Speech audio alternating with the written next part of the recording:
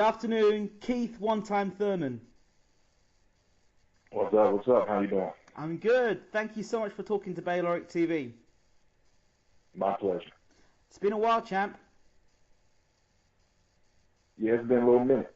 It has. It has. I was wondering if it was going to be one time this year we'd be talking to you, or even one time this year you'd be fighting. What's been going on? For the most part, waiting,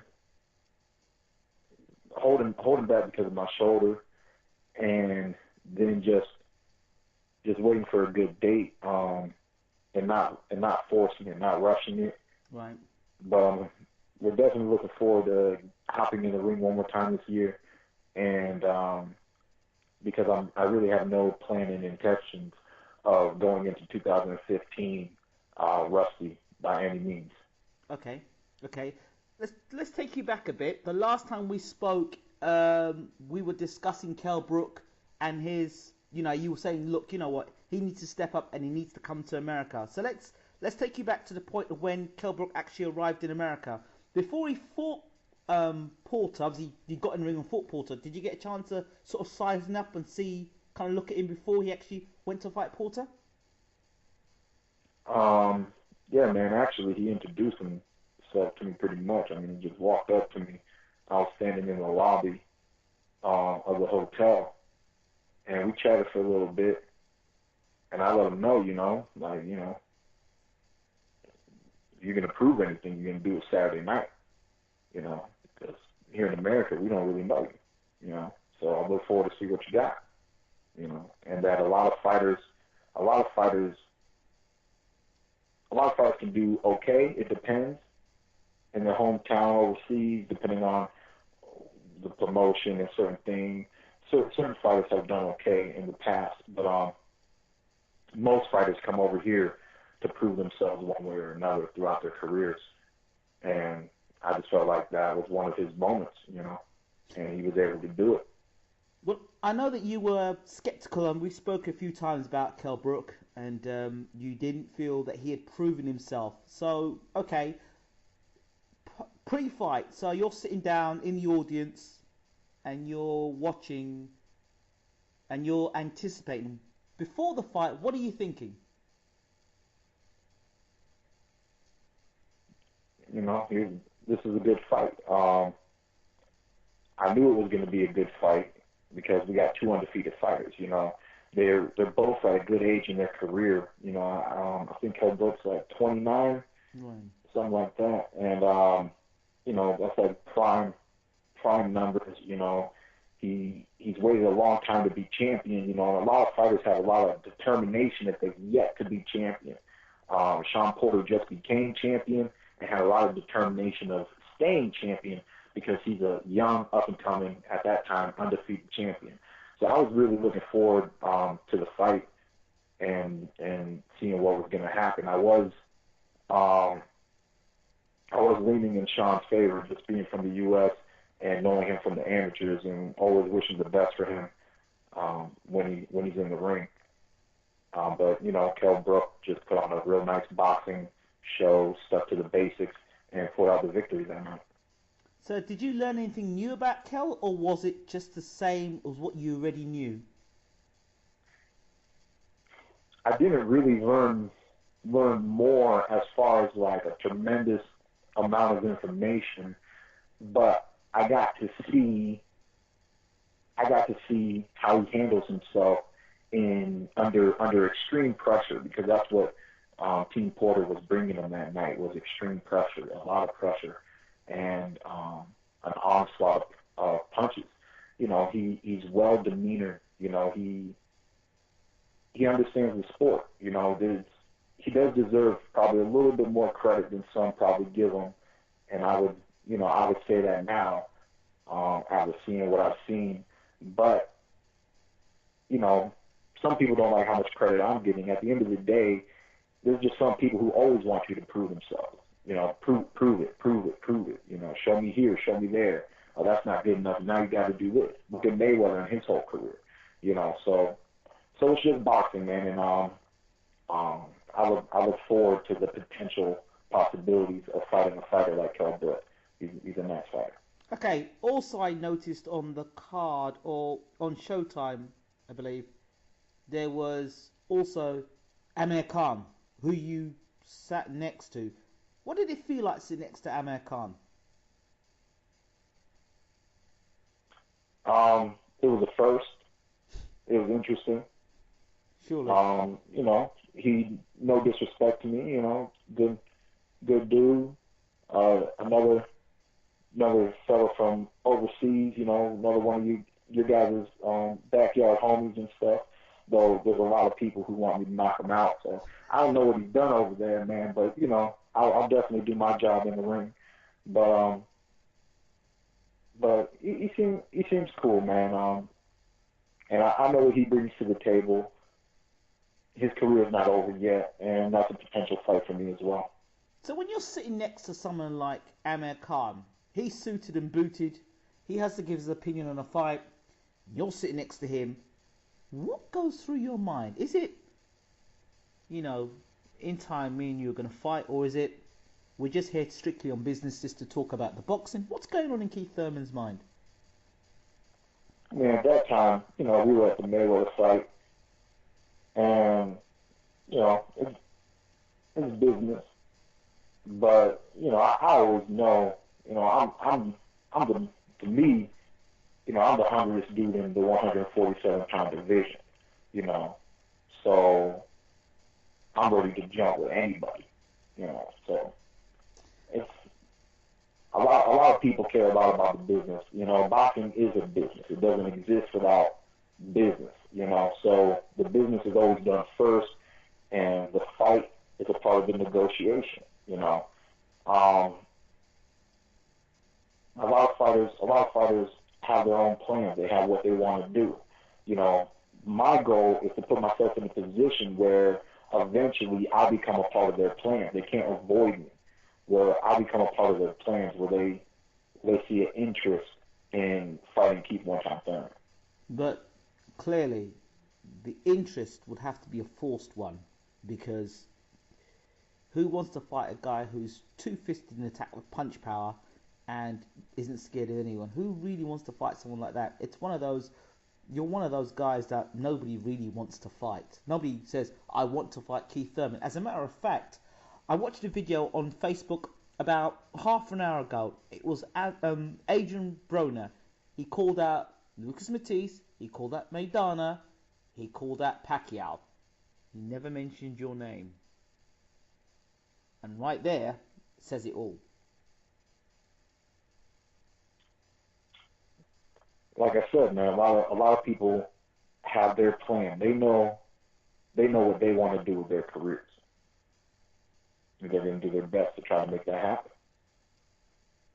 So tell us about the shoulder injury, because I did hear rumours that you were injured, and the injury was, but how did the shoulder injury come about? It's from overwork,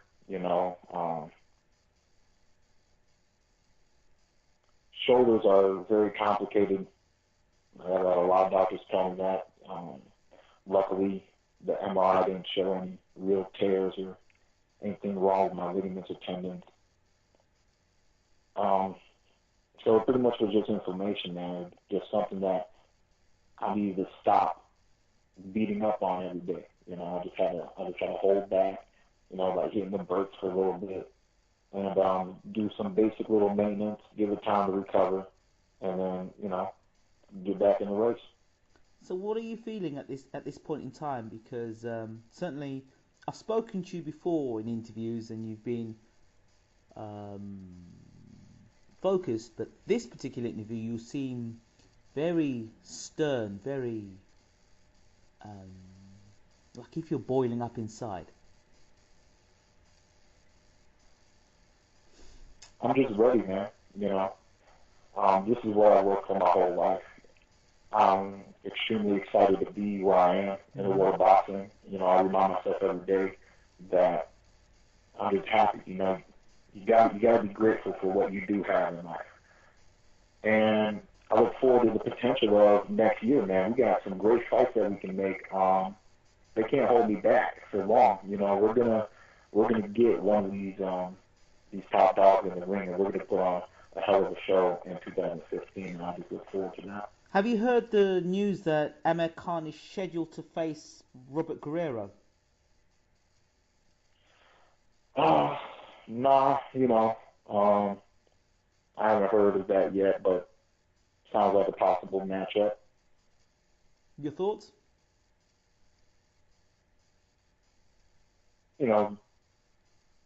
Each one probably sees the other as a non-threat, and it's decent. It's not the worst fight in the world of boxing. I always, when I have to look at something, I always pull myself out of it. I always look at it subjectively. Right. Because there's more to the picture than just me when it comes to the world of boxing. There's the fans, there's the networks, there's everybody from everybody's training camps. There's just so much behind it, And so when you understand why people make these decisions and why these things happen in the sport, to me it ends up being logical. And there's nothing wrong with going about business logically, in my opinion, And it's a fight. There's going to be a winner, there's going to be a loser. Somebody's stock is going to go up and somebody's stock is going to go down. And we know both of these fighters, So like I said, at the end of the day, I'm not going to complain. My job is to go in the ring and beat up whoever they do put in the ring with me, whoever does sign that contract and is standing on the other end of the ring.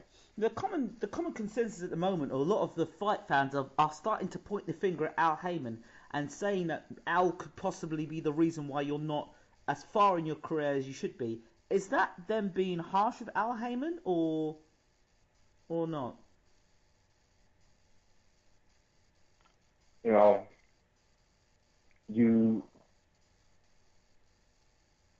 People can say what they wanted to say, however they feel. I know certain facts. I know that I was injured for a year, and then my first year back, in less than that year, within that year, I went from fighting a normal fight with the normal money that I was used to making at that time, and then going to HBO and being on the undercard of Adrian Broner. So I never hit the networks faster, and if I didn't have Al Haymon, how long would I have been in the background without you guys even knowing who I was, So like I said, in life, you have to be grateful for what you do have and not for what you don't have. And I'm grateful to have Al Haymon, and a lot of other fighters are, and that's why we thank him after every match. At the end of the day, I'm young. I'm one of the younger fighters that he has. And I tell people this all the time, I'm going to be around for a long time. So, when a game starts, it might not get interesting towards the middle or the end. So you kind of just have to stick around, man. I'm not going nowhere. I'm going to be destroying the welterweight division for many years. And that's why I truly look forward to 2015, because we're just getting started. And we're still going to put a little bit of action in this year as well. So if you were to look back, if 2014 ends up being the last fight you've had this year, if you were to look back this year, what would you say? How would you mark yourself? I know I had a great camp, and I know it showed, even though the fight was short. I know Julio Diaz didn't know what he was dealing with in that ring on that night. I was extremely prepared, well prepared, over prepared, and I brought a lot of things to the table. I was confusing them. One thing about my fights is, I can watch it and it helps me remember, but a lot of that stuff I just remember because I did it. I physically did it. There's meaning behind all my moves, and you can kind of see that in the way that I was stalking him and walking him down. And to be honest, I really love that performance. It's a great performance on my behalf, because I just think I was very confusing. There are little things like Danny Jacobs commented how I pulled my right hand, But he said I pulled my right hand right before I'm about to throw it, and I do it at one point, and he goes, just like that. But the funny thing is, I pulled my right hand, but I hit him with my left. I never pulled the right hand and hit him with the right hand. I always pulled the right hand and hit him with the left. You know, and I know I'm doing that. A lot of people don't talk about boxing strategically and talk about how the feint, you know, the purpose of the jab, and how to really confuse a grown man so you can hit him in the face.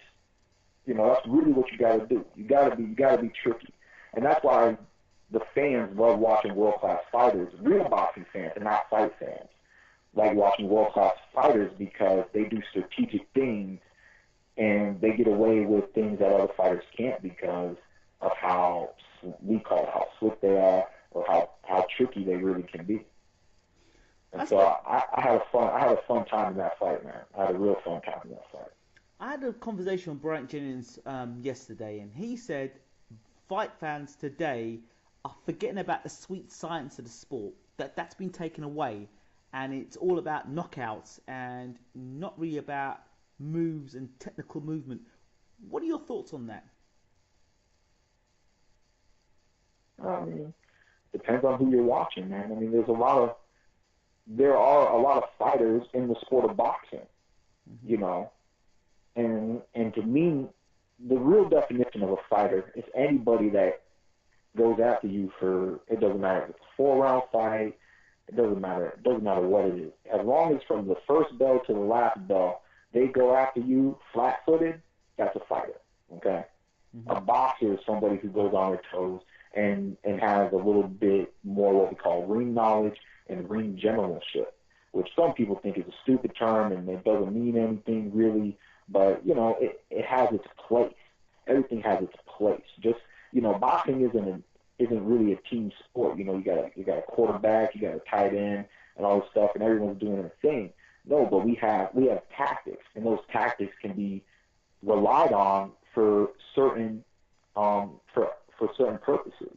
For the counter, the way Floyd sets up his counter, he does it to everybody. This is a tactic. He puts himself in position and he gets it off when he can. He knows when he can do it. You know, he waits for that moment and he does it. Okay. So one thing I've always wanted to ask you is, let's say, okay, a fight has been given to you. Somebody says, okay, Keith, this is the guy we were thinking you fight next, and you'll go, okay, fine, this is the guy we'll fight. It's agreed, it's signed. From that point onwards, talk me through the process for Keith Thurman. So you know a fight's going to happen. So take me through the process from, say, like the press conference to the training camp to obviously the fight. What goes through your mind? How does that all process? Well, I focus my energy on my opponent. You know, every little thing that we do in training camp is to get through or to get past this next opponent. You know, we have to survive the battle that is to come. And I just get ready, man. I get ready. I get my legs ready. I get my upper body ready. I get my mind ready. I watch tape. I watch whatever I can watch, little things. And, you know, I know that tape, to me, I don't look at tape as like something that's absolute, but I believe that, you know, we are creatures of habit. So if I can learn from that tape, and if you have not evolved from the past, then I technically will be fighting the same fighter. Right. And I can use that in my tactic into what to look for ahead of time before we get in the ring. And then when I'm in the ring, I look to see if it's true, if it's there or not. If not, I make an adjustment. How many times have you watched a tape and said, right, that's sort of, he does that, he does this, he does that, and then you've got that in your mind and you get to the ring and you find something completely different? How often has that happened to you since you've been boxing as a pro?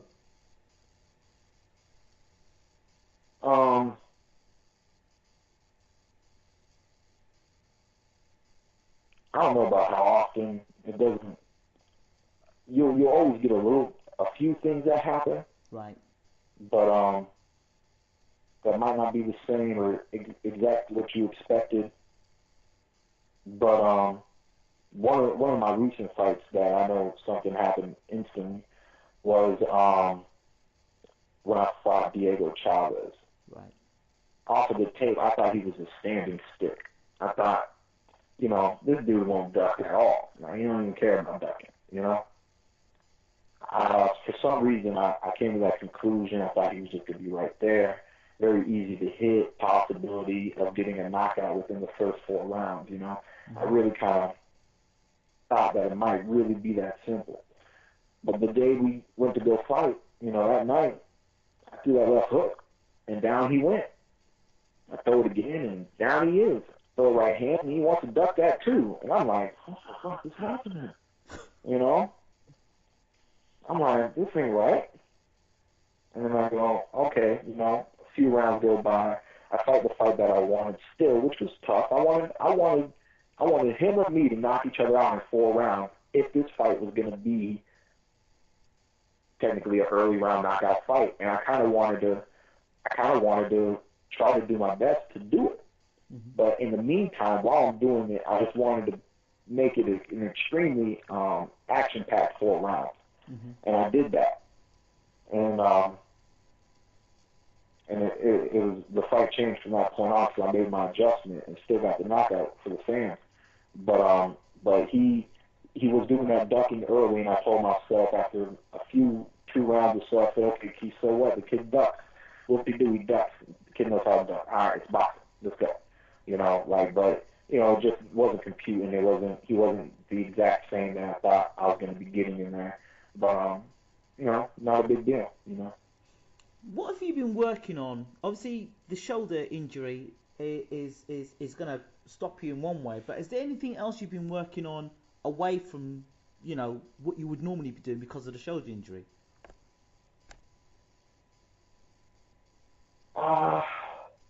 No, every day I'm working on boxing, man. Like, mentally, I'm just working on understanding it better for the most part.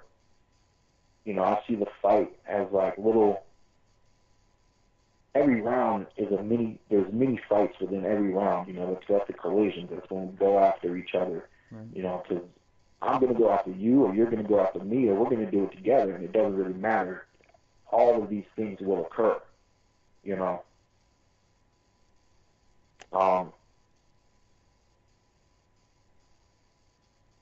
I'm sorry, I just lost my train of thought. We were talking about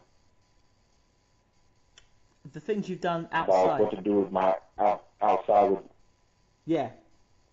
practically just being prepared for those little intervals, being prepared for every second of the fight. It's a real fight, man, and focus is such a big part. And I guess that's what I've been doing lately, is just really working on my focus. A lot of fighters, because of fatigue and certain things, they'll lose focus. They really will lose focus. And like I said, I'm always evolving and I'm growing as a fighter, and focus is one of those things that we're focusing on right now. How do you think you've changed as a fighter from turning pro to now? Patient, man, patient. I got all the time in the world. You're here, I'm here, we're here together. What you want to do? What you want to do? Have you had to learn that patience, or was that something you always had? Oh, heck no, man. I had to learn it. It came with time, because in time, it comes with being a 12-round fighter. It comes with having more time, because there's a time limit on this fight. There will be a winner or loser via KO or no KO. There will be a victor at the end of a certain amount of time. Whether it be 4, 6, 8, 10, and up to 12 rounds nowadays.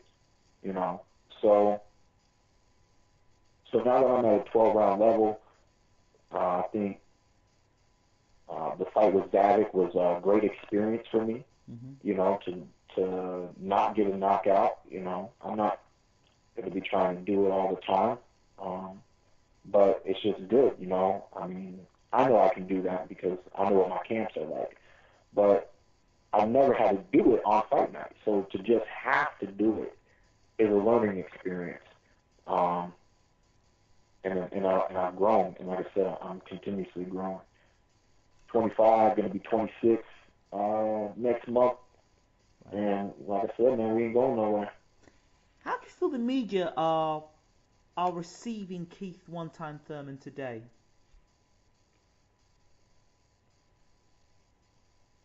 Mm, not sure, you know.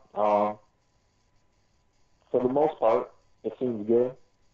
A lot of people enjoy what I bring to the sport and into the ring, Mm-hmm. and I'm excited about that. Um, a lot of people are starting to really want to see me versus Mayweather because they want to see him in with another puncher, but a puncher that actually, you know, moves. Plus, they want to see him in with another young fighter. You know, plus they want to see him in with an American fighter. Um, so there's a lot of good things that I've been hearing lately, and I'm excited, and I'm looking forward to continuously bringing the action and bringing more action into the sport of boxing, If you were to sell especially your, this welterweight division. if you were going to sell yourself, people always talk about, well, okay, what do you bring to the table? What does Keith Thurman, from visually we know what you bring to the table, but what do you bring to the table that makes Mayweather 48-1? I mean, it's real simple. It's power, man. You know, I mean, I say, I say the best way to beat the most talented fighters in the world is to knock them out. I mean, I really don't know. I mean, you got, you know, when you include the politics and favoritism and a whole bunch of things, if you want to win a fight against the most highly skilled fighters in the world, the best way to do it is to knock them out. You know, But do you think you will be able to land enough times, or I know it takes one time with you, but do you think you'll be able to land that's enough? the trick. That's the trick. It doesn't matter. It doesn't matter if I hit him with 50 punches or one punch, because there's going to be one punch out of those punches that's going to end it. When you really want to end a fight, you have to end it, you know, and that's where the thrill of watching a fight comes into play. When a fighter like me steps in the ring and I have all the intentions of ending it with you, there will not be a final bell, you know. I look for those chin checkers. I hit you to the body, you know, hurt you to the body, you know. That's it. I used to not like this line. Ben Gibbons used to say it to me back in the day all the time. I hated it, matter of fact, and it's actually why my boxing skills have grown tremendously, because of this one line he used to say to me, which is, "You are nothing without your power. You are nothing without your power, boy. Never forget your power. Don't lose your power. Don't drop your power." And he said, "You're nothing without your power." I didn't like that, because I felt like that's saying that I can't box. You're saying I can't box, that all I can do is hurt people. So I spent a long time putting my boxing skills together because of that little sentence Ben Getty used to say. But I came to the conclusion that he's still right. You know, my biggest threat that I bring to the table when I step into the ring with 8-ounce gloves, weighing 147 pounds the night before, is the power. And it's been devastating since I was 13 years old. I knocked out my first dude. Actually, I knocked out two dudes that day. So I got my first and second knockout on the same day, and it was 16-ounce gloves and headgears. I was 13 years old. You know, the power is special, and it's something that I plan to show you guys for the rest of my career. You know, my motto is KOs for life. Do you enjoy knocking people out, Keith? What's that? Do you enjoy knocking people out? Of course, especially on fight night. That's the time that matters most. Is Mayweather a dream fight for you, or is just another fight for you? It's a legendary fight, man. It's a legendary fight because Interesting. to not just beat, but to KO a fighter such as Mayweather, you would go from being, I'd be Keith one-time Thurman during the morning of that fight, and then at the night of the fight, I'd be a legend. You know, I would have spoiled a lot of, of his intentions on his career, which is to retire undefeated and to claim, being the best ever. So because of that, somewhat of a dream fight. It would be my biggest moment. It'd be like the most beautiful opportunity I could ask for in the world of boxing, because how often does someone get an opportunity like that, to have an athlete that's accomplished as much as Mayweather has, and to be able to fight him one of his last fights of his career, and like I said, having the possibility of walking out of that ring with a KO victory. But how likely is that fight going to happen, Keith? I mean, there's Pacquiao and people talking about Khan. Khan's going to fight Guerrero now. So, is it a realistic fight, you and him fighting? If we do what we're supposed to do here at the end of the year, and then we move on, it's realistic. I'm one of his mandatories, so it's always realistic. The the facts are there. He fought Guerrero because Guerrero was his mandatory. He didn't just really fight Guerrero because he's the best dude out there to fight. He fought him because he could fight him. It was the first fight of his Showtime, career. Plus Mayweather has a lot to say, man. He could want the fight. He could want the challenge. It's a sport. He's an athlete. He's about to walk out. He can prove that young and strong wasn't good before, and it's not good in the end. That he's still too crafty. So there's a lot, man. If I get the right fight at the start of next year, it has to be the right fight at the start of next year. If I get the right fight at the start of next year, I do believe that it could be a possibility. The WBO interim title which you've got, is that a blessing or is that a curse?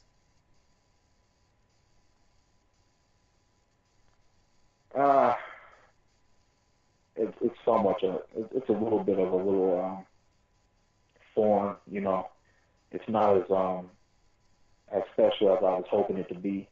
That title has been jumping around a little too frequently, and has been hopping into a lot more hands and other hands besides mine. But like I said, man, it's a sport. There's politics. There's rules, and I have the position. I have the mandatory.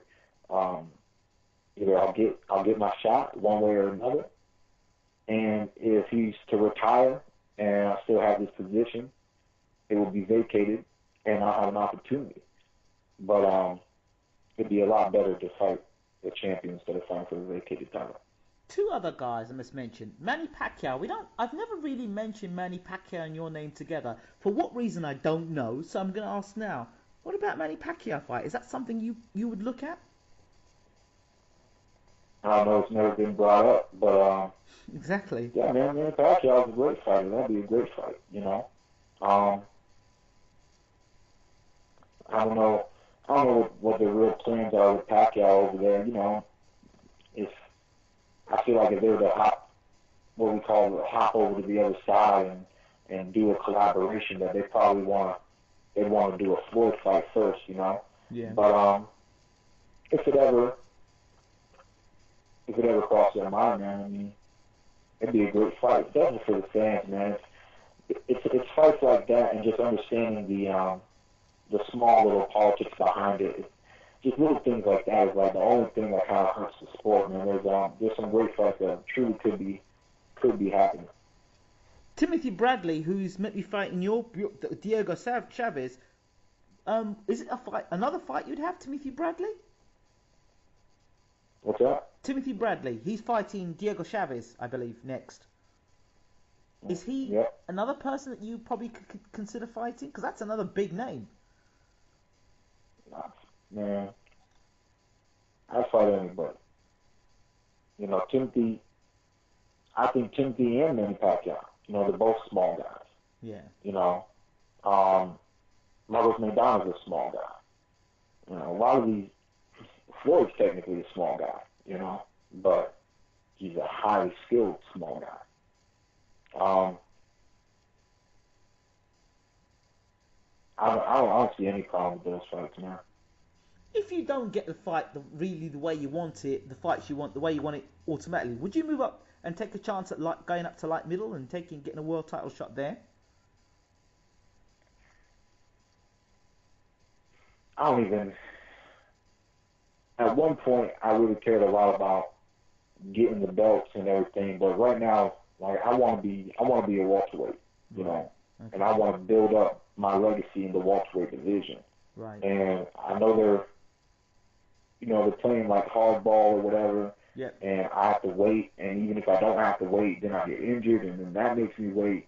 You know, there's a lot, man. But like I said, you know, by next month I'll be 26, and I'm not going nowhere. Floyd's 37 in the game. You know what I'm saying? So I really look forward to next year and hopefully breaking the ice and getting one of these, all the names we talked about. Yeah. You know, breaking the ice with one of those names at the start.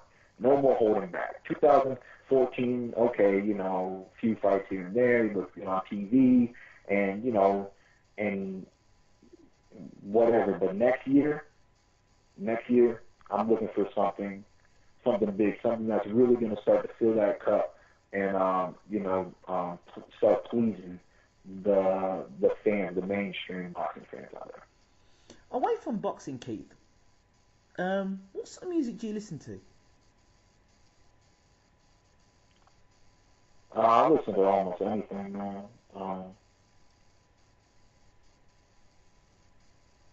I listen to rap, though I don't listen to it as much nowadays, because I do care about the lyrics. Yeah. You know, I like a decent, you know, old school MC. Mm-hmm. A few, you know, at the gym, there's always music at the gym, you know, so like there's a lot of radio tunes and things. Dan every once in a while has thrown country on. If I listen to country, I don't really mind. Some of their songs are funny, some of them are decent stories. And there's another kid who likes, I don't even know if it's country or just hillbilly, I don't know what it is, but we let him throw his little iPod in there. And I listen to anything, man, because music is interesting. You know, it's just as interesting as boxing or something, you know, and understanding different cultures and what people like to listen to. I listen to Scene Bowls on YouTube, you know, I listen to The Rivers and stuff. I listen to a lot of instrumentals, rock, Santana, just crazy good, you know, so Jimi Hendrix, all that, you know. What makes Keith Thurman laugh? Besides Kevin Hart, like most people, you know, I mean, I enjoy a nice stand-up, you know what I mean? Yeah, I really yeah. do. I've gone to a few with my girlfriend. Eddie Griffin, I believe. Eddie Griffin, yes, my boy, I love him. A must see, people. It's a must see. If you're going out there, man, it's a must see. I don't care if it's a Floyd fight or whatever. Go check out Eddie Griffin, man. Motherfucker's hilarious. He's always dropping some serious lyrics as well, isn't he? He's amazing. Dying. Amazing. Carlos Mencina, have you seen Carlos Mencina before? Who's that? Carlos Mencina. No, I don't think so. You need to check him out. Very, very good dude. But yeah, Eddie Griffiths is amazing. I've seen all his stand-ups that are obviously out on DVD and stuff, and he's amazing. Absolutely amazing. And finally, spirituality. It's not something that I've mentioned to you before, but it's something I will, because often in America you hear fighters say, I just want to give God the praise and for the victory and stuff. What does it mean to you? What does spirituality mean to Keith Thurman? The essence of life, man. You know, why you and me can have this conversation right now. Mm-hmm. To me, that's what spirituality is. You know, it's why we go through the aging process. You know, it's why growth occurs. You know, it's pure consciousness. You know, there's a lot of different terms out there nowadays, man. But I feel like the word God, and I think the Bible, you know, keeps it simple by saying, you know, God is love. Mm-hmm. You know, and it's hard. You know, it's hard for all of us to be loving all the time. You know, we have anger and things that come in, people stab us in the back, or you know, just get on our nerves because you're not having the best day. You know, but you know, it's just self-respect and respect for others, and just understanding that, you know, that we are a family of one, pretty much. That's pretty much how my spirituality is, man, that we're a family of one. Beautifully said. Bruce Lee, a man that I've got the utmost respect for, and I don't like using the word idol, but Bruce Lee is somebody I idolize, and he's kind of gone too soon. What are your thoughts on Bruce Lee? An amazing man, you know, especially for his time and generation and for his people and all that he did and was able to do into the West. And, you know, one of the big reasons why we still have Kung Fu movies today, you know what I'm saying? Through the documentaries and through some of his writings, you know, he was an intelligent fighter and, you know, somewhat of a scholar. Decent role model, man, no lie, you know. Yeah. Bruce Lee's the man. You ask most people, Bruce Lee's the man. You know? He's the man. He is the man. Absolutely. That's a legend. He's just as much as the man as Mike Tyson, if not more. Exactly. You know? Exactly. Yeah. Bruce Lee's like it doesn't matter how big a man is, how strong a man is, how fast a man is. You say Bruce Lee, and he's a match for any man on the planet. That myth is just unbelievable, don't you think? Yeah, man. You know, I think acting had a lot to do with it. Absolutely. You know, but he was, but he seemed to be a great person, and people admired that. You know. Absolutely. There was something, and it just crossed my mind before we finished, because I was about to finish now, and I remember something that Chris Getty posted on Facebook, and this is about social media, and I'd like you to clear this up. Keith Thurman on social media. Can you clear up where you are and where you are not? Because obviously fans are following you on certain formats, and if you could bring some validation, some clarification as to where you are and where your eyes are and where your eyes are not, that would be great. I am on Facebook. I'm on Twitter. Yep. But that's a whole crazy topic. I think we're working on our Twitter account. We're gonna do the whole verification thing, which is gonna make things easier for you to know which one's really me. Right. We're gonna start hopefully sometime in this camp. We're gonna start posting some things and being a little bit more active on that site. So you know, just stay tuned. I'm around. I don't work hard, but we're gonna work hard to put some more information out there on the web and stay a little closer to letting you guys know what's happening with Keith One Time Thurman.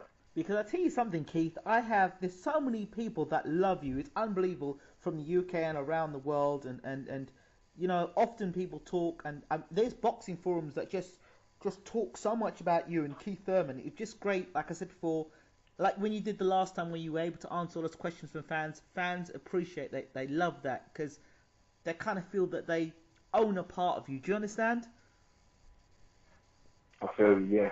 And it's something that not a lot of fighters understand, and that is key. Not just selling tickets, but just when you watch, like now, when people listen to this interview, say, yeah, I kind of know a little bit more about that guy. When he fights, I know a little bit more about him. Not just, oh, he's a fighter and he can punch hard. Oh, I know a little bit more about him. He likes this kind of music and he does this or he does that. Fans like that stuff, especially in this day and age. So I appreciate it, and I really appreciate it every time I talk to you. It's always a pleasure. And I will say this, I've never said this to any person that I've interviewed, and out of all the people I interview, every time I come to interview you, there's always nerves. There's always a nerves, and that's a respectful thing, I think. Appreciating that. Keith, one time Thurman, thank you so much for talking to Bayloric TV. No problem, man. Thanks for the love. No Take problem. care. Have a good day. Take care, champ. All the best.